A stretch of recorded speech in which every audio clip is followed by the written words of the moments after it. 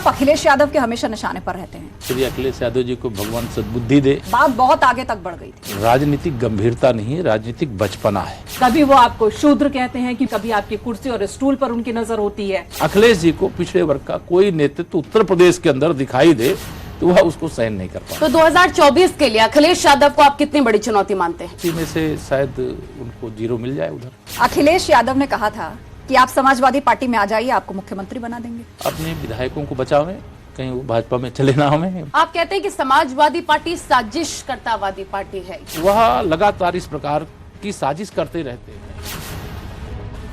नमस्कार, ठीक है, सवाल जवाब वाले हमारे शो 3 का तीर में आपका स्वागत है। मैं हूं आपके साथ आस्था कौशिक। नमस्कार, मैं हूं आपके साथ मेनका चौधरी और हमारे आज के शो में हमारे खास मेहमान हैं बीजेपी के फायर ब्रांड नेता जो हर मुद्दे पर अपनी राय बेबाकी से रखने के लिए जाने जाते हैं। नमस्कार, आपके साथ मैं हूं नलिनी पांडे और बिना वक्त गवाए स्वागत करते हैं उत्तर प्रदेश के डिप्टी सीएम केशव प्रसाद मौर्य जी का। बहुत बहुत स्वागत है। धन्यवाद आप सबका। केशव जी, आप अखिलेश यादव के हमेशा निशाने पर रहते हैं। विधानसभा के अंदर भी उन्होंने जो कुछ कहा आपके लिए वो सबने सुना, क्या कहना चाहेंगे आप? श्री अखिलेश यादव जी को भगवान सद्बुद्धि दे। वह पूरे उत्तर प्रदेश को अपनी जागीर समझते हैं और विशेष तौर से पिछड़े वर्ग के किसी नेता को बढ़ता हुआ बर्दाश्त नहीं कर पाते हैं। इसके कारण वह मुझसे थोड़ा सा ज़्यादा प्यार करते हैं, ज़्यादा हमला करते हैं, ज़्यादा तीर चलाते हैं। तो मैं उनके हर वार को झेलने की सामर्थ्य रखता हूं और सपा को समाप्तवादी पार्टी बनाने के लिए अपना जो लक्ष्य है उसको प्राप्त करने के लिए लगातार जनता की सेवा में, जनता के बीच में उपस्थित रहता हूं। विधानसभा में उन्होंने आपके लिए जिन शब्दों का प्रयोग किया पूरे प्रदेश ने सुना, क्या कहेंगे आप? बात बहुत आगे तक बढ़ गई थी। देखिए, श्री अखिलेश यादव जी के अंदर राजनीतिक गंभीरता नहीं, राजनीतिक बचपना है। वह स्वर्गीय श्री मुलायम सिंह यादव जी जो उत्तर प्रदेश के मुख्यमंत्री, देश के बड़े नेता थे, उनके पुत्र हैं और उनको वसीयत में मुख्यमंत्री की कुर्सी मिल गई थी, परिश्रम से नहीं मिली थी। इसलिए जो उनकी अनुभवहीनता है, वह संसद के सदस्य भी रहे, विधानसभा के आज भी सदस्य हैं, मुख्यमंत्री 5 वर्ष तक रहे, लेकिन जो एक मर्यादित भाषा का प्रयोग करना चाहिए सदन के अंदर, उन्होंने अपना बहुत बड़ा नुकसान किया है। उनकी इस भाषा का जवाब उनको जनता ने जब अवसर मिला है, अभी नगर निकाय में अवसर मिला, तो जनता ने उनको इसका जवाब दे दिया। लेकिन इसके बाद भी क्या वजह है कि अखिलेश यादव को सबसे ज्यादा प्यार आपसे ही लगता है? कभी वो आपको शूद्र कहते हैं कि बीजेपी ने अपने पास एक शूद्र रखा है, कभी आपकी कुर्सी और स्टूल पर उनकी नजर होती है। उनको यह लगता है कि केशव प्रसाद मौर्य को जब से हमारे माननीय प्रधानमंत्री श्री नरेंद्र मोदी जी ने, हमारे उस समय के राष्ट्रीय अध्यक्ष आदरणीय अमित शाह जी ने और हमारे राष्ट्रीय नेतृत्व ने मुझे प्रदेश का अध्यक्ष बनाया, उस समय ये उत्तर प्रदेश के मुख्यमंत्री थे। इनको लगा होगा कि मैं मुख्यमंत्री हूं और फिर मैं 2017 में भी दोबारा सत्ता में वापसी करूंगा और 300 सीटें जीतूंगा। लेकिन जब मैं जनता के बीच में गया तो जनता ने सपा को नकार दिया, भाजपा को स्वीकार किया और कमल को खिला दिया और सपा का सुपड़ा साफ कर दिया, साइकिल को पंचर कर दिया। और उस दिन से उनको ये लग रहा है कि पिछड़े वर्ग से उनको पछाड़ देने की सामर्थ्य रखने वाला नेता भारतीय जनता पार्टी ने खड़ा कर दिया। यद्यपि मैं सबकी सेवा में समर्पित रहता हूं, मैं तो भारतीय जनता पार्टी का कार्यकर्ता हूं, इसलिए चाहे अगड़े वर्ग का हो, पिछड़े वर्ग का हो, अनुसूचित वर्ग का हो, ये भाजपा उसकी त्रिवेणी है और मैं भी उसी का एक हिस्सा हूं। इसलिए लेकिन अखिलेश जी को पिछड़े वर्ग का कोई नेतृत्व उत्तर प्रदेश के अंदर दिखाई दे तो वह उसको सहन नहीं कर पाता। तो 2024 के लिए अखिलेश यादव को आप कितनी बड़ी चुनौती मानते हैं? हाँ, मानते हैं हम लोग 80 में से शायद उनको 0 मिल जाए उधर। अखिलेश यादव ने कहा था कि आप समाजवादी पार्टी में आ जाइए, आपको मुख्यमंत्री बना देंगे। अपने विधायकों को बचावें, कहीं वो भाजपा में चले ना हमें। बहुत सारे लाइन में हैं हम लोग के बारे में। श्री अखिलेश यादव जी को मैंने कहा वो अनुभव की उनके अंदर कमी है, वो नहीं जानते कि केशव प्रसाद राष्ट्रीय स्वयंसेवक संघ का स्वयंसेवक है और उस चरित्र का व्यक्ति नहीं है जो कभी सपा की बैसाखी के आधार पर कोई सत्ता के लालच में कहीं इधर उधर डिग जाएगा। हम लोग माननीय योगी आदित्यनाथ जी के नेतृत्व में दूसरा कार्यकाल है, सरकार को शानदार ढंग से चला रहे हैं और 2024 भी जीतेंगे, 2027 भी जीतेंगे। अभी श्री अखिलेश यादव जी का यूपी की राजनीति में कोई भविष्य नहीं। वो ये भी कहते हैं कि दलितों पर जब भी जुल्म होता है केशव प्रसाद मौर्य शांत रहते हैं। मैं जुल्म उत्तर प्रदेश के 25 करोड़ जनता में से किसी के ऊपर हो, मैं या मेरी सरकार शांत नहीं रहती। जुल्म करने वाले के खिलाफ कठोर से कठोर कार्रवाई करती है और जो भी गलत करेगा कानून के हिसाब से उसके खिलाफ कार्रवाई करना और कार्रवाई करके यह संदेश देना कि उत्तर प्रदेश में गुंडों का राज नहीं है, अपराधियों का राज नहीं है, माफियाओं का राज नहीं है, बल्कि कानून का राज है। आप कहते हैं कि समाजवादी पार्टी साजिशकर्तावादी पार्टी है, ये कैसे? साजिश उनकी, जैसे 2023 के नगर निकाय चुनाव होने थे, उन्होंने मुद्दा सेट करने की कोशिश किया, माननीय उच्च न्यायालय के समक्ष एक रिट दाखिल करवा दिया और उसमें कोई रही होगी रूलिंग माननीय सर्वोच्च न्यायालय की, उसके आधार पर अपने ही पार्टी के किसी कार्यकर्ता के माध्यम से और संयोग से हाईकोर्ट का आदेश रूलिंग को बेस बना करके हुआ कि ओबीसी को बिना आरक्षण दिए चुनाव कराया जाए। हम लोगों ने स्टैंड लिया कि हम ओबीसी के आरक्षण के बगैर उत्तर प्रदेश के नगर निकाय चुनाव नहीं कराएंगे और उस पर सरकार ने कदम उठाया, देश की सर्वोच्च अदालत के समक्ष गए और पिछड़े वर्ग को आरक्षण दिला करके चुनाव कराने में हम लोग सफल हो गए। अब श्री अखिलेश यादव जी को इसमें मात खानी पड़ी। वो भारतीय पिछड़ों की हितैषी नहीं है, पिछड़ों के, दलितों के, गरीबों के, किसानों के वो सबसे बड़े दुश्मन भी हैं, लेकिन वह लगातार इस प्रकार की साजिश करते रहते हैं, इस प्रकार की कोशिश करते रहते हैं कि शायद ये मुद्दा सेट हो जाए, लेकिन जो डाल पकड़ते हैं वो टूट जाती है। स्वामी प्रसाद मौर्य रामचरितमानस को लेकर लगातार सवाल उठा रहे हैं। स्वामी प्रसाद मौर्य को लेकर आप क्या कहना चाहेंगे? देखिए, श्री स्वामी प्रसाद मौर्य जी की कोई हैसियत समाजवादी पार्टी में नहीं है। जो हमारे भारतीय जनता पार्टी के मंडल अध्यक्ष की हैसियत है, उतनी भी उनकी वहां पर हैसियत नहीं। वो जो कुछ बोलते हैं, श्री अखिलेश यादव जी जो लिख करके देते हैं कि हिंदू को गाली दो, रामचरितमानस का विरोध करो, ऐसे तमाम चीजें जो उनके मुख से निकलती हैं, ये मैं जानता हूं, चूंकि 5 साल हमारे साथ सरकार में रहे हैं और कभी कोई आयोजन, कभी कोई आयोजन, मैं सब उनके चरित्र को जानता हूं, उनके बारे में जानता हूं। यह उनके बयान नहीं, बल्कि ये श्री अखिलेश यादव जी के बयान होते हैं। ये समाजवादी पार्टी की एक साजिश का हिस्सा है, कैसे समाज को बांटो और कैसे राज्य प्राप्त करो, इस कोशिश में लगे रहते हैं। लेकिन मैंने कहा कि खोदते हैं पहाड़, निकलती है चुहिया। तो क्या स्वामी प्रसाद मौर्य के बहाने अखिलेश यादव मंडल कमंडल की राजनीति करना चाहते हैं? असंभव है, वो कर नहीं सकते, उनके पास दम नहीं है। जनता बहुत समझदार है। अगर जनता समझदार नहीं होती तो 2014 का लोकसभा चुनाव, जब स्वयं श्री अखिलेश यादव जी उत्तर प्रदेश के मुख्यमंत्री थे, हम उत्तर प्रदेश में 73 सांसद नहीं जीतते। और 2017 के जब विधानसभा चुनाव हुए और श्री अखिलेश यादव उस समय भी मुख्यमंत्री थे और वह 47 सीटों पे सिमट गए और हम 325 सीटें जीत करके उत्तर प्रदेश में दमदार सरकार बनाने में कामयाब हुए।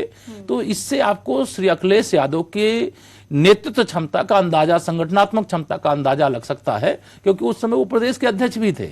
राष्ट्रीय अध्यक्ष उस समय आदरणीय मुलायम सिंह यादव जी थे सपा के, लेकिन वह प्रदेश के अध्यक्ष भी रहते हुए, मुख्यमंत्री रहते हुए न लोकसभा जिता पाए और न विधानसभा जिता पाए। चारों तरफ कमल का फूल खिल गया, मोदी जी की जय जयकार हो रही थी। तो यूपी की सियासत में असली मौर्य कौन है, स्वामी प्रसाद मौर्य या केशव मौर्य?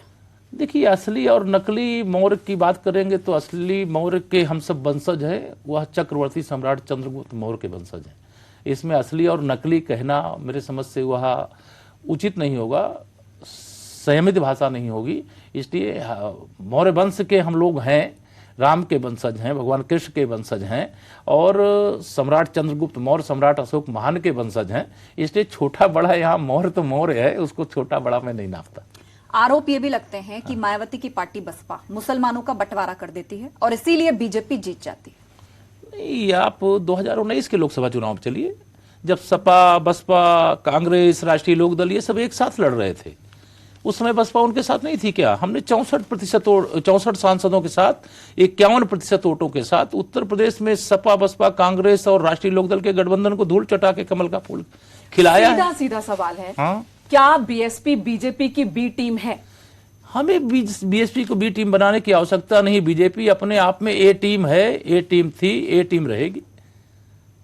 तो 2024 के लिए बहन जी आपके लिए कितनी बड़ी चुनौती है? मैंने कहा, जब ये सपा, बसपा, कांग्रेस, राष्ट्रीय लोकदल तीनों मिलकर के कोई हमारे लिए चुनौती नहीं बन पाए, तो ये अकेले कैसे चुनौती बन सकती हैं? हम तो 80 की 80 सीटें जीत करके माननीय नरेंद्र मोदी जी को फिर से हिंदुस्तान के प्रधानमंत्री के रूप में शपथ लेते देखना चाहते, जनता देखना चाहती है। भाजपा का कार्यकर्ता जितना माननीय नरेंद्र मोदी जी को चाहता है उससे ज्यादा जनता चाहती है। जितना कार्यकर्ता काम कर रहा है उससे ज्यादा जनता काम कर रही है। और उससे आगे एक कदम बढ़ करके मैं कहूं तो मातृशक्ति हम माननीय मोदी जी को प्रधानमंत्री बनाने के लिए पूरी ताकत के साथ काम करती है, नीचे मेहनत करती हैं और कमल का फूल खिलाती हैं और मोदी जी को फिर से सत्ता में बैठाने के लिए वह दिन रात परिश्रम कर रही हैं। उत्तर प्रदेश की राजनीति के चाचा भतीजा एक हो गए, शिवपाल यादव वापस सपा में आ गए, तो शिवपाल यादव के वापस एसपी में आने से कितनी मजबूत हुई समाजवादी पार्टी? मैं यह मानता हूं कि चाचा भतीजे एक होकर के लड़े थे 2014 का लोकसभा चुनाव और चाचा भतीजे एक थे जब 2017 का चुनाव हुआ है। इसलिए इनके एक होने से, इनके अलग रहने से भारतीय जनता पार्टी की सेहत पे कोई फर्क नहीं पड़ता है। ये एक रह करके यह भी फार्मूला आजमा लेंगे और 2024 का जब लोकसभा का परिणाम आएगा तो आप विश्वास रखिए हम 2014 का रिकॉर्ड 73 से 80, मतलब हम तो 73 जीत चुके हैं जब हमारी सरकार ही नहीं थी, हमारे काम को लोगों ने नहीं देखा था। आज तो डबल इंजन सरकार की उपलब्धियों का अंबार लगा हुआ है, गरीब कल्याण के लिए समर्पित सरकार काम कर रही है, तो वह सब तैयार बैठे हैं कमल की बटन दबाने के लिए, सपा की साइकिल पंचर करने के लिए, सपा का कोई भी गठबंधन बने उसको धूल चटाने, कमल खिलाने के लिए तैयार बैठे हैं लोग। एक वक्त था जब ये चर्चा हो रही थी कि शिवपाल यादव बीजेपी में आ सकते हैं, उन्होंने खुद संकेत दिए थे, तो बात कहां बनी नहीं? क्या बीजेपी इस मौके को भुना नहीं पाई या चाहती नहीं थी? मैंने कहा जी आप सब लोग पत्रकारिता जगत से हैं, काल्पनिक दुनिया में किसी को कहीं ला करके पहुंचा देते हैं, फिर कहीं कोई हटा देते हैं। श्री शिवपाल यादव जी को भाजपा में लेने की न कभी बात हुई थी न लेने की कभी बात होगी। शिवपाल यादव ने खुद सदन में ये बात कही थी कि उनके चर्चा कहने तुम्हारी से हम आपसे जब भी लेने थी। वाले हम बता रहे हैं कि हमारे यहाँ लेने के लिए कोई तैयारी नहीं इस प्रकार के व्यक्तियों को जिनका इतिहास उत्तर प्रदेश की राजनीति में गंदगी फैलाने का रहा हो, लेकिन भ्रष्टाचार उनके करने का सम्मान रहा हो, अपमान की अपराध चर्चा करने का आपने रहा हो। बहुत करी, उनके सम्मान अपमान की चर्चा तो बहुत करी आपने, हाउस के अंदर भी बाहर भी। सम्मान अपमान की बात करना अलग है। अगर कोई आप बताइए कोई पुत्र अपने पिता का आदर ना करे, नहीं वो तो कह रहे ना, आपको क्या, कोई हमारी पार्टी का भतीजा झगड़ा हम अपने सुलझा लेंगे। चाचा का आदर ना करे, कोई बेटा अपनी माँ का आदर ना करे, बहन का आदर ना करे, तो वो गलत है जी। अगर गलत चीज को हम गलत कहते हैं और हमारे कहने के कारण अगर शिवपाल जी को सपा में जगह मिल गई है तो उनको हमारा धन्यवाद करना चाहिए कि हमने कहा, इसलिए उन्होंने इस बात को जगह उनको मिल गई सपा के अंदर, वो फिर शामिल हो ठीक है, आप कहते हैं 80 में से 80 लाएंगे, सारी सीटें जीतेंगे, लेकिन जो एसपी के दबदबे वाली सीटें हैं उनको जीतने के लिए क्या रणनीति है? रामपुर जो मोहम्मद आजम खां की सीट थी वहां कमल खिल चुका है। आजमगढ़ जहां अखिलेश यादव जी सांसद थे वहां कमल खिल चुका है। मुलायम सिंह यादव जी के निधन के बाद केवल एक सीट ऐसी है मैनपुरी, जहां पर उपचुनाव में श्रद्धांजलि स्वरूप मैनपुरी की जनता ने श्रीमती डिंपल यादव जी को वोट दे दिया, वहां पर उपचुनाव में वह जीत गए। लेकिन जब चुनाव विधानसभा लोकसभा का होगा 2024 का, तो हम मैनपुरी सहित उन सभी सीटों को जीतेंगे, हमें पूरा विश्वास है। जब आदरणीय मुलायम सिंह यादव जी लड़े थे तो 80,000 वोटों से जीते थे, सपा बसपा का देश का गठबंधन था तब 80,000 से जीते थे।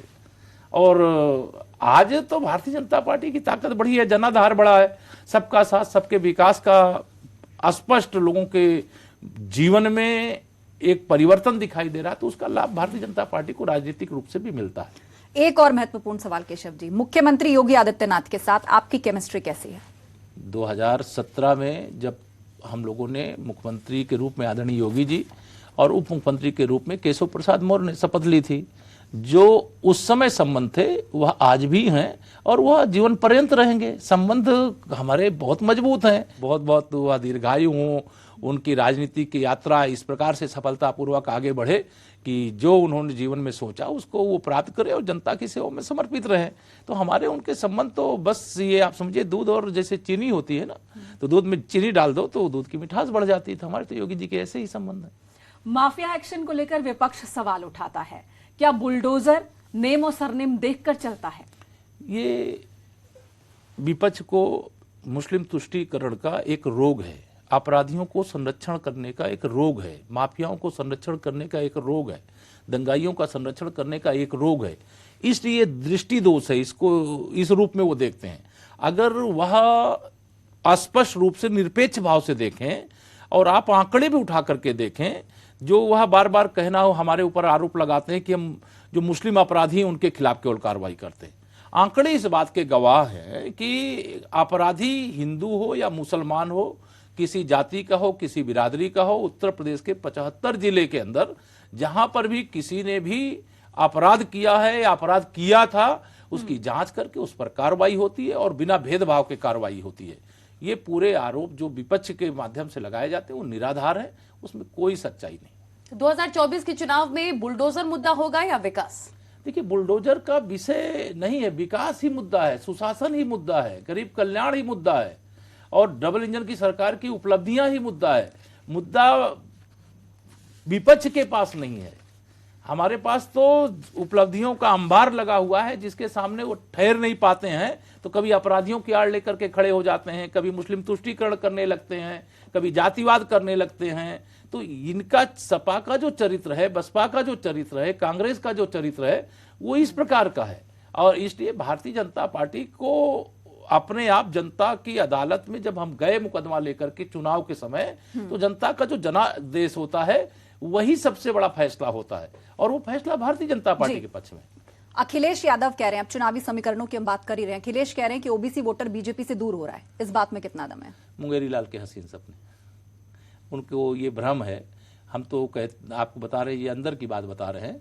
इस बहुत बड़ी संख्या में यदुवंशी भी हमारे साथ है, यादव भी हमारे साथ आ रहा है, जिसको वो अपनी जागीर बना करके बैठे हैं कि यादव तो मजबूर है वो समाजवादी पार्टी को वोट देने के लिए, वो माननीय नरेंद्र मोदी जी को प्रधानमंत्री बनाने के लिए वोट देने जा रहा है। क्योंकि यादव जितना जातिवादी है उतना ही राष्ट्रवादी है, हिंदूवादी है, विकासवादी है, इसलिए वो भाजपा को पसंद कर रहा है। क्या ओबीसी वोटर्स 2024 में किंग मेकर साबित होने वाले हैं? ओबीसी वोटर तो सदा किंग मेकर की ही भूमिका में रहता है, उसका वोट जहां जाता है उसकी जीत होती है। और ओबीसी भाजपा के साथ है, एससी भाजपा के साथ है, एसटी भाजपा के साथ है, सामान्य वर्ग की पार्टी का विपक्ष भी हम पर आरोप लगाता है। लेकिन हमने कहा हम तो जैसे गंगा यमुना सरस्वती के रूप में त्रिवेणी है, वैसे भारतीय जनता पार्टी अगड़े वर्ग, पिछड़े वर्ग और अनुसूचित वर्ग की त्रिवेणी है। क्या इसी वोट बैंक में सेंधमारी के लिए अखिलेश यादव ने स्वामी प्रसाद मौर्य को चेहरा बनाया आगे किया? असंभव, तो 2022 में चेहरा बना करके देख लिया है उन्होंने। और 2022 में वो 400 सीटें जीत रहे थे, लेकिन कहां सिमट करके रह गए, शतक बना करके ही सिमट करके रह गए। हम लोग फिर से 271 से अधिक सीटें जीत करके यूपी में फिर सरकार बनाए। केशव जी, आपने ये कहा था एक वक्त में कि ज्योतिषी ने आपको बताया कि 25 साल तक एसपी नहीं आने वाली है सत्ता में, ये कितना सच है? मेरे एक ज्योतिषी मित्र ने बताया कि श्री अखिलेश यादव जी की कुंडली में सत्ता का योग अभी 25 साल, शताब्दी, जो आजादी का शताब्दी वर्ष आएगा 2047 तक का उन्होंने देखा है, उसके बाद का देखा नहीं। उसके बाद क्या होगा मैं नहीं जानता हूं। एक और ज्योतिषी ने मुझे बताया था कि श्री मुलायम सिंह यादव जी के सल्तनत के आखिरी सुल्तान के रूप में 2012 से 2017 के बीच में मुख्यमंत्री श्री अखिलेश जी रह चुके। अब इसके बाद उनकी राजनीति में सत्ता के इर्द गिर्द आने की कोई संभावना नहीं। विपक्ष की राजनीति, रचनात्मक विपक्ष की राजनीति, सकारात्मक विपक्ष की राजनीति वो करे, ये हम लोग अपेक्षा करते हैं। लेकिन बाकी उनको जो रास्ता अच्छा लगता होगा चुने। ठीक है केशव जी, एक बात आज साफ साफ बताइए, पूरा प्रदेश आज आपको सुन रहा है, ओम प्रकाश राजभर बीजेपी में है या नहीं? नहीं, बीजेपी में अभी तो नहीं है, लेकिन हम लोग कभी कोई आवश्यकता पड़ेगी या कभी वो हमारे सामने आएंगे, हमारी पार्टी के नेतृत्व के सामने आएंगे कि हम भाजपा के साथ मिलकर के राजनीति करना चाहते हैं, तो पार्टी के सामने जब प्रस्ताव आएगा तो पार्टी उस पर विचार करेगी। लेकिन आज तो वो उनकी अपनी पार्टी है, वो सपा के साथ गठबंधन करके लड़े थे, आज उनके सपा से संबंध खराब हो गए हैं। और इसी से जुड़ा सवाल है, राजभर पहले आपके साथ थे, फिर उन्होंने अखिलेश यादव की दोस्ती की, अखिलेश की तारीफ करते करते मायावती की तारीफ करने लगे, अब फिर आपकी तारीफ हो रही है, कैसे भरोसा जता सकते हैं? देखिए, ये सारे सवालों को जवाब तो मुझे लगता है श्री ओम प्रकाश राजभर जी दे सकते हैं। लेकिन हमने कहा कि अगर ओम प्रकाश राजभर जी भारतीय जनता पार्टी के साथ उनके आने के विचार होंगे तो हमारे नेतृत्व के साथ बातचीत करेंगे, बातचीत करके हम लोग भी पार्टी में विचार करके अगर उस पर निर्णय लेना होगा तो लेंगे, तो आपको उस निर्णय से अवगत कराएंगे। अभी तक हम लोगों की कोई बातचीत पर भरोसा कैसे करेगी ये तो समय बताएगा। अभी तो हमने कहा प्रस्ताव आवे और उस पर विचार हो, फिर उस विचार से आप सबको अवगत कराएंगे। भरोसा करने ना करने का सवाल तो तब उठता है जब चलिए मान लेते हैं अगर राजभर आ भी जाते बीजेपी में, तो लोकसभा चुनाव में कितनी सीटें छोड़ेंगे उनके लिए? आप तो काल्पनिक सवाल कर दे रही हैं। अभी तो हमारे साथ गठबंधन ही उनका नहीं हुआ, हमारे साथ तो वो जुड़े ही नहीं है। अभी उनका प्रस्ताव आएगा, पार्टी नेतृत्व विचार करेगा, जब हमारी पार्टी के साथ वो शामिल हो जाएंगे तो वह विचार करने का काम भारतीय जनता पार्टी का राष्ट्रीय नेतृत्व करता है, संसदीय बोर्ड करता है, और जो संसदीय बोर्ड निर्णय करेगा उसके हिसाब से हमारे गठबंधन जैसे उत्तर प्रदेश में अपना दल के साथ हैं, निषाद पार्टी के साथ हैं। तो जब ऐसा कोई समय आएगा, अभी ओम प्रकाश राजभर जी या उनकी पार्टी के साथ भारतीय जनता पार्टी का कोई समझौता नहीं है। कुछ चुनावी मुद्दों की बात कर लेते हैं। आप बार बार कहते हैं, आप ट्वीट भी करते हैं, सोशल मीडिया पर भी लिख देते हैं कि अयोध्या के बाद अब काशी मथुरा की बारी है। आप क्या कहना चाहते हैं? मैं जो अयोध्या के बारे में कहना चाहता हूँ, अयोध्या में तो रामलला का भव्य मंदिर बन रहा है, और जो विरोधी हैं हमारे, वो तो भगवान राम को काल्पनिक बताते थे। ये समाजवादी पार्टी वाले तो राम भक्तों पर गोली चलाते थे। मैं भी श्री राम जन्मभूमि आंदोलन का सिपाही हूँ। तो रामलला का भव्य मंदिर बन गया है, बाबा विश्वनाथ का धाम बन गया है, भगवान श्री कृष्ण की जन्मभूमि हो, चाहे अयोध्या, मथुरा, काशी, तीनों यह हिंदुओं के प्रमुख तीर्थ स्थल है। चूंकि अभी काशी और मथुरा का मामला माननीय न्यायालय के समक्ष विचाराधीन है, और माननीय न्यायालय के फैसले से माननीय प्रधानमंत्री जी और आदरणीय मुख्यमंत्री जी की यह के नेतृत्व में जो हमारी सरकार है, आज भव्य राम मंदिर निर्माण एक सुव्यवस्थित ढंग से, शांतिपूर्ण ढंग से हो रहा है, और हर राम भक्त प्रतीक्षा में बैठा हुआ है। माननीय न्यायालय जो फैसला देगा उसके अनुसार हम लोग उसको स्वीकार करें। केशव जी, विपक्ष कहता है कि बीजेपी हिंदू मुस्लिम करके ही वोट पाती है। हमें तो मुसलमान भी वोट दे रहा है। हम सबका साथ सबका विकास करते हैं। गरीब कल्याण की योजना का सबसे ज्यादा लाभ अगर किसी तो को क्या मिला है, यही मुसलमानों को वजह है मिला है। निकाय चुनाव में आपने मुस्लिम कैंडिडेट उतारे और यही रणनीति आपकी 24 में भी होगी क्या? तो इसीलिए मैं तो कह रहा हूं कि हम तो मुसलमानों को, जैसे सपा बसपा कांग्रेस के लोग पहले पिछड़े वर्ग को कहते थे भाजपा पिछड़ा विरोधी है, लेकिन भारतीय जनता पार्टी ने तो हिंदुस्तान का प्रधानमंत्री पिछड़े वर्ग का बनाया हुआ है, उत्तर प्रदेश का उप मुख्यमंत्री पिछड़े वर्ग का बनाया है, मंत्रिपरिषद के कई हमारे साथी पिछड़े वर्ग से आते हैं, देश के और प्रदेश के मंत्रिपरिषद में। तो पिछड़ा वर्ग, ये जो विपक्ष है, ये इस प्रकार के आरोप लगाया करता है, लेकिन उसमें सच्चाई लेकिन नहीं। केशव जी, विपक्ष ये कहता है कि उत्तर प्रदेश के अंदर बुलडोजर नेम और सरनेम देख के चलता है। मैंने बता दिया पहले ही कि हम उनको दृष्टि दोष है, आंख का इलाज अच्छे डॉक्टर से करा लें। उनकी एक लिस्ट है अपने पास, वो गिनवाते हैं कि इनके घर बुलडोजर कब चलेगा। नहीं तो जिनके घर बुलडोजर चलना होगा उनके कहने से नहीं चलेगा। माननीय जो इनके घर चल भी रहा है उसकी एक कानूनी प्रक्रिया होती है, बताया जाता है, माननीय न्यायालय को बताया जाता है, विधिक तरीके से परमिशन लेने के बाद ही कार्रवाई होती है। अन्यथा इस देश के अंदर सरकार के अलावा न्यायपालिका भी है, और लोग न्यायपालिका के समक्ष जाएंगे। जब हम उस प्रक्रिया का पालन करते हैं, कोई अवैध रूप से अगर कहीं किसी प्रकार का निर्माण किया है तो या तो वो स्वयं हटावे, नहीं हटाता है तो फिर उसको हटाने के लिए वो बुलडोजर हो, वो जेसीबी हो, जिस भी मशीन से उसको ढहाने की जरूरत पड़ती है उसको लोग ढहाते हैं, लेकिन कानूनी तरीके से ढहाते हैं, लेकिन जो गलत निर्माण किया। पुलिस कस्टडी में अतीक और अशरफ की हत्या हो जाना बड़ी चूक नहीं है? नहीं, निश्चित तौर से इसको मैं मानता हूं कि पुलिस कस्टडी के समय इस प्रकार की घटना नहीं होनी चाहिए थी। हम चाहते थे कि ऐसे अपराधियों के खिलाफ कोर्ट के माध्यम से ठोस पैरवी करके फांसी के फंदे पर लटकवाया जाता तो शायद मैं और मेरी सरकार को अधिक प्रसन्नता होती। ये दुर्घटना हुई, ये दुखद हम लोग मानते हैं, और इसकी जांच हो रही है। जांच के बाद जो सच्चाई होगी वो सामने आएगी। शाइस्ता को अभी तक पुलिस पकड़ नहीं पाई है, क्या वजह? देखिए, पुलिस के ऊपर आरोप उस समय भी लग रहा था जब श्री उमेश पाल के हत्यारों को नहीं पकड़ा जा रहा था, लेकिन उसमें से कई पकड़े गए, कई इनकाउंटर में मारे गए।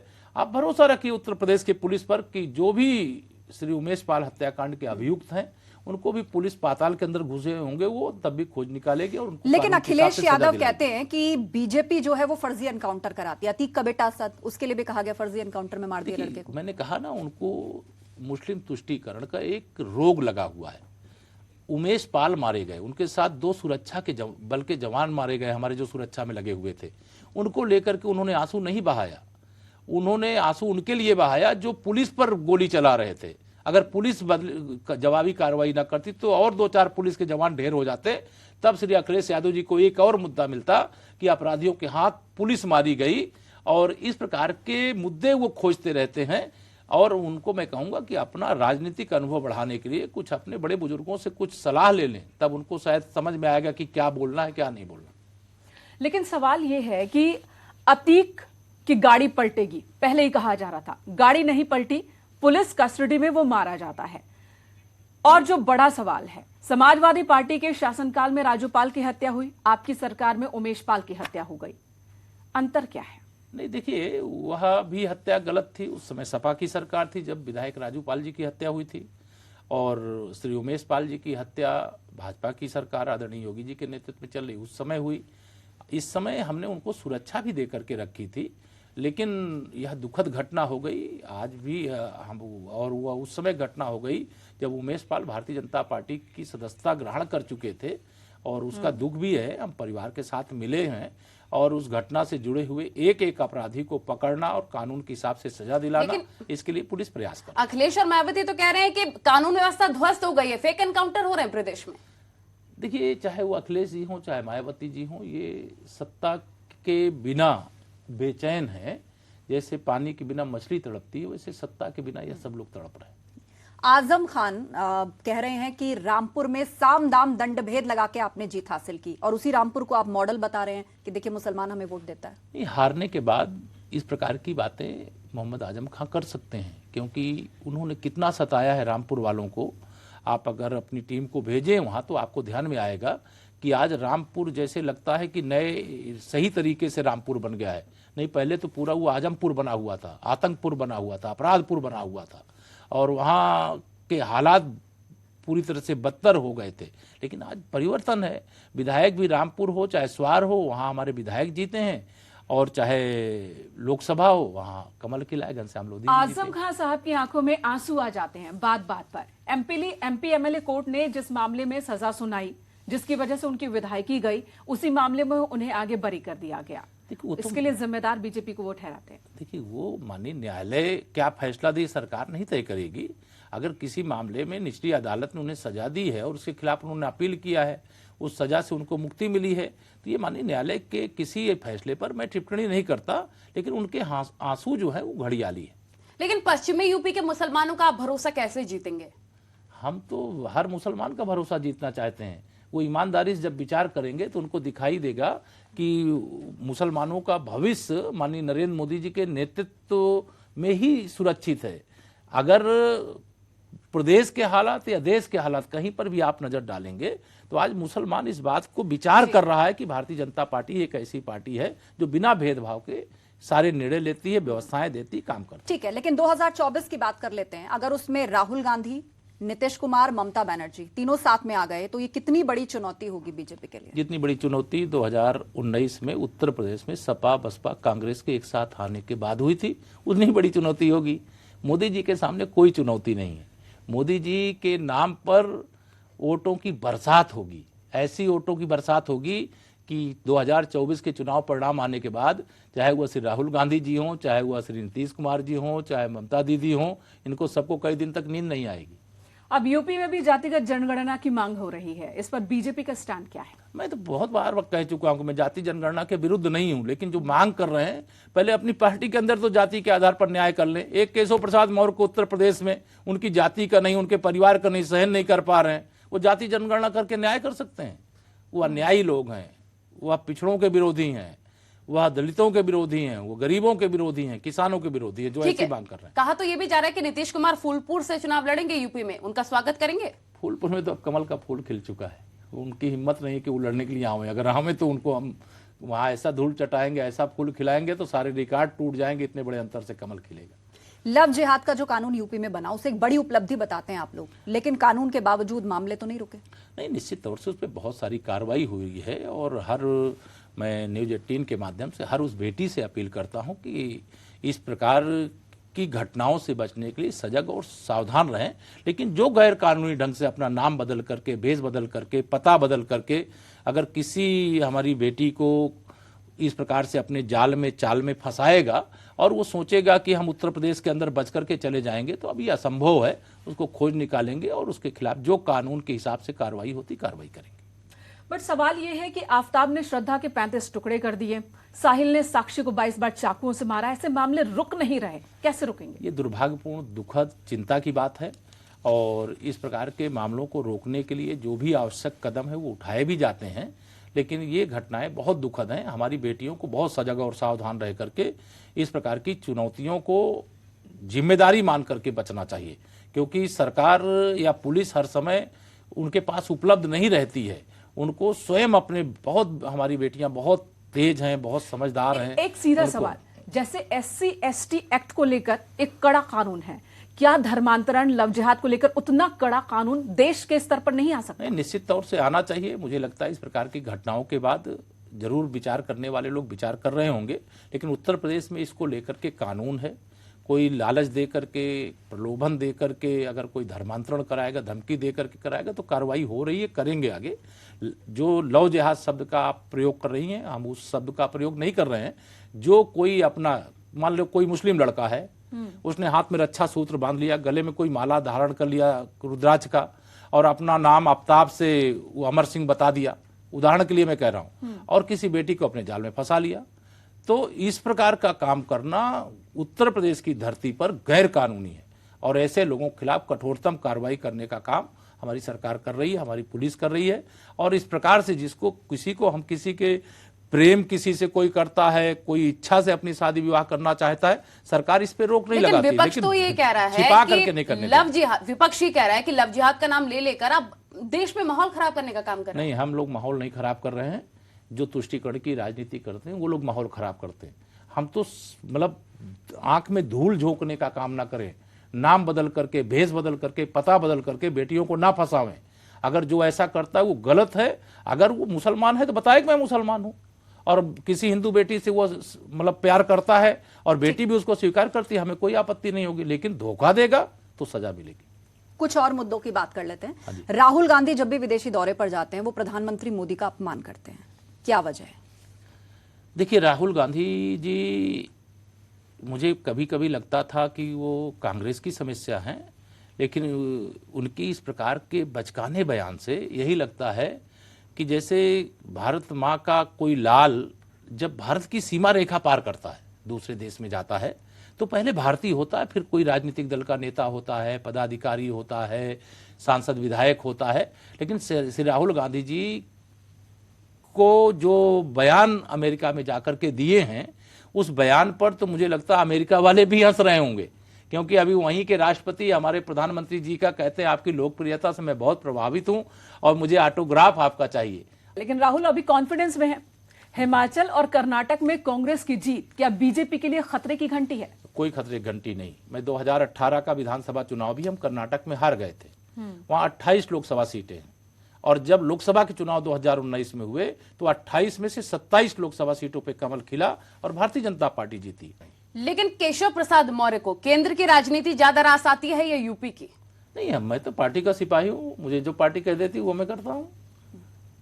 एक आरोप विपक्ष ये भी लगा रहा है कि कश्मीर फाइल्स और द केरल स्टोरी जैसी फिल्में सरकार को यानी बीजेपी को फायदा पहुंचाने के लिए बनाई जाती हैं, और ऐसा तो हिटलर के जमाने में होता था। ये जो मुस्लिम तुष्टीकरण की राजनीति करने वाले हैं, जिनके कारण जम्मू कश्मीर में धारा 370 लगी, और धारा 370 के कारण लाखों वहां से कश्मीरी पंडितों को, हिंदुओं को निष्कासित कर दिया गया, वहां से बाहर कर दिया गया।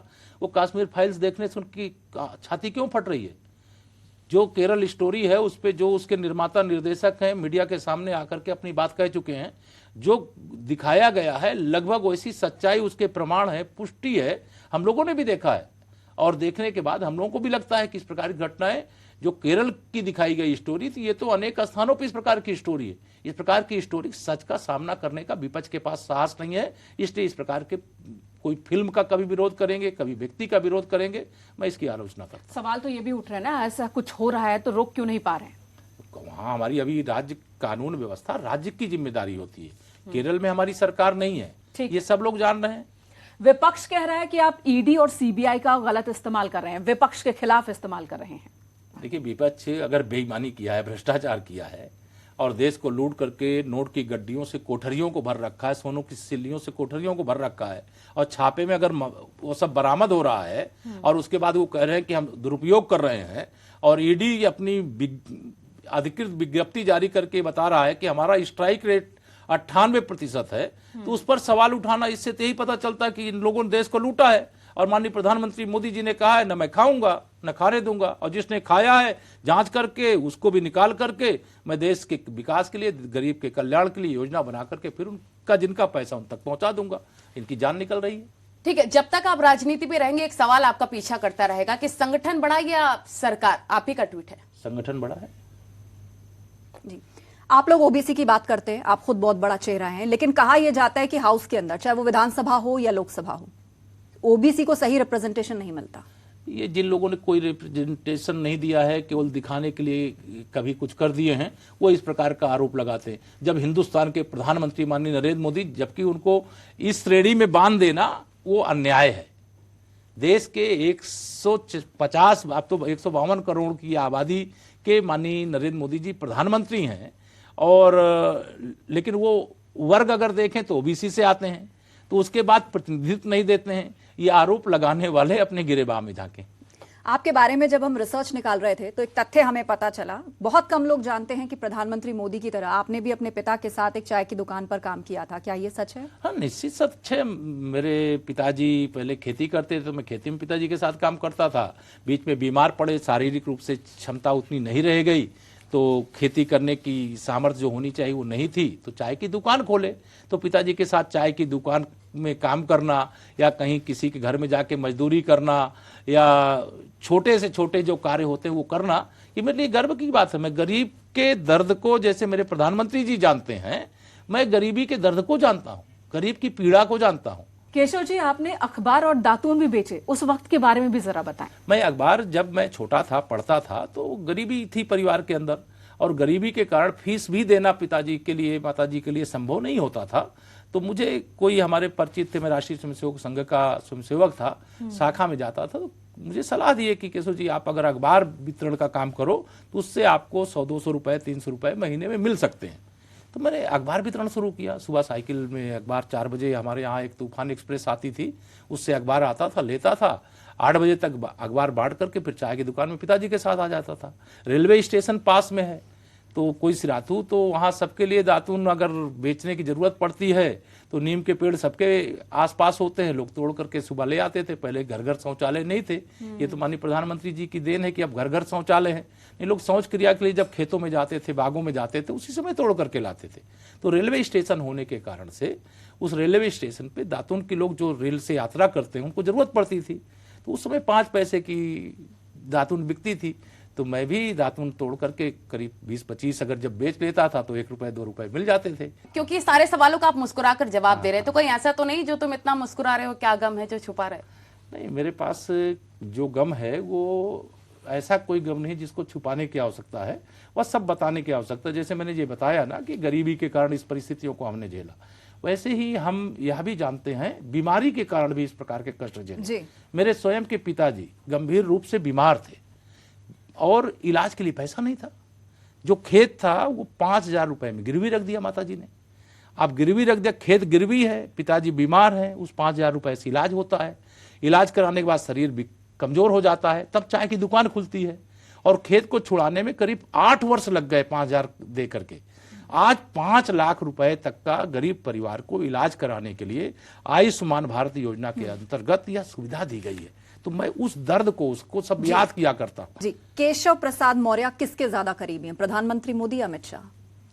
मैं तो सबके करीब हूँ। मुझे मतलब प्रधानमंत्री जी, हमारे गृह मंत्री जी, हमारे रक्षा मंत्री जी, हमारे राष्ट्रीय अध्यक्ष जी, हमारे राष्ट्रीय नेतृत्व, तो कोई ऐसा नहीं होगा जिनसे मैं दूर हूँ या जो मुझसे दूर हैं। न प्रदेश में कोई मुझसे दूर है, न मैं प्रदेश में किसी से दूर हूँ। हम लोग सब पास पास। 2024 में अमित शाह की टीम में केशव प्रसाद मौर्य की क्या जिम्मेदारी होगी? ये तो राष्ट्रीय नेतृत्व तय करता है। जो व्यक्ति है वो अपनी जिम्मेदारी नहीं तय करता है। व्यक्ति के बारे में हमारे यहाँ राष्ट्रीय नेतृत्व विचार करता है। एक सवाल और, लंबे वक्त तक आप बजरंग दल और वीएचपी से जुड़े रहे, 18 साल चुनावी पॉलिटिक्स में आने से पहले। बजरंग दल पर बैन का कांग्रेस ने वादा किया है कर्नाटक में। देश की जनता कांग्रेस का बैंड बजा देगी। क्या आखिरी सवाल, क्योंकि अब फिर रैपिड फायर का वक्त हो जाएगा, कि प्रधानमंत्री नरेंद्र मोदी के 9 साल की बड़ी उपलब्धियां क्या है? देखिए, 9 साल की उपलब्धियां मैं अगर सबसे कहूं, बड़ी बात कहूं, तो एक तो भ्रष्टाचार मुक्त भारत बनाने की दिशा में सबसे बड़ा काम हुआ है। गरीब कल्याण के लिए माननीय नरेंद्र मोदी जी की सरकार समर्पित रही है। देश की सीमाएं आज सुरक्षित हैं, हर देशवासी का ये विश्वास है। हिंदुस्तान विश्व का नेतृत्व करने वाला देश बन रहा है, विश्व गुरु की ओर आगे बढ़ रहा है। यह भारत के और भारतीय जनता पार्टी के लोग ही नहीं कह रहे हैं, ये पूरा विश्व चिल्ला चिल्ला के कह रहा है। संयुक्त राष्ट्र संघ के होते हुए भी अगर भारत के प्रधानमंत्री माननीय नरेंद्र मोदी जी के सामने अमेरिका सहित दुनिया के अनेक देश ये कहते हैं कि रूस और यूक्रेन के बीच में युद्ध चल रहा है, मोदी जी इसे आप रोक सकते हैं, इसे आप संभाल सकते हैं। तो हमें तो अपने 56 इंच के सीने वाले प्रधानमंत्री पर गर्व है। वो क्या करेंगे वो उनका विषय है। इस बार 2024 चुनाव के लिए एक टिफिन पर चर्चा का कॉन्सेप्ट आप लोग लेकर आए हैं, ये क्या है? क्या इसमें पब्लिक की भी भागीदारी है या सिर्फ कार्यकर्ताओं के लिए है? देखिए, पूरे हिंदुस्तान में इस समय मोदी मॉडल, गुजरात मॉडल चलता है। विकास का मतलब नरेंद्र मोदी है, गुजरात का मतलब गुजरात, विकास का मतलब गुजरात मॉडल। और जिस टिफिन को लेकर के चर्चा हो रही है, ये मेरे आदरणीय प्रधानमंत्री जी जब गुजरात के मुख्यमंत्री थे तो उन्होंने टिफिन बैठक शुरू की थी। एक विधानसभा क्षेत्र में अनुपात में 300 से 400 बूथ होते हैं। हर बूथ का एक जिम्मेदार कार्यकर्ता होता है, जिसे हम बूथ अध्यक्ष भी कह सकते हैं या अन्य कोई जिम्मेदारी होती है। उनके साथ बैठकों का क्रम मासिक रूप से किया जाए या एक व्यवस्था बनाई जाती है। तो उस टिफिन बैठक की शुरुआत जो पहले गुजरात में होती थी, आज पूरे हिंदुस्तान में शुरू हुई है। और इसका बहुत बड़ा परिणाम कार्यकर्ताओं के मन में हो रहा है कि जो हमारे संगठन के नेतृत्व करता है या सरकार के नेतृत्व करता है, वो टिफिन बैठक के माध्यम से साथ बैठते हैं। तो जैसे विकास आज हम उत्तर प्रदेश का कर रहे हैं तो गुजरात मॉडल पर कर रहे हैं, और आज हम संगठन को टिफिन बैठक के माध्यम से आगे बढ़ा रहे हैं, तो यह भी भाजपा गुजरात का संगठन मॉडल है, उसके आधार पर हम बढ़ रहे हैं। और ये सब माननीय प्रधानमंत्री नरेंद्र मोदी जी के द्वारा दिखाए गए रास्ते के आधार पर। बेटे योगेश मौर्य के राजनीतिक भविष्य को लेकर क्या प्लानिंग है? हमारे यहाँ परिवारवाद की राजनीति नहीं है, इसलिए बेटे और बेटी और बहू और पत्नी, इस पर हम लोग कोई चर्चा नहीं।